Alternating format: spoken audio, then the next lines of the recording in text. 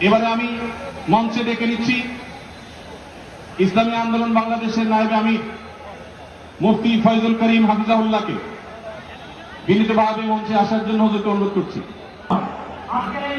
জনসভায় বাংলাদেশের সব ধর্মের শীর্ষ সম্মেলন যারা এসেছেন আমাদের সকলে আজকের এই সমাবেশ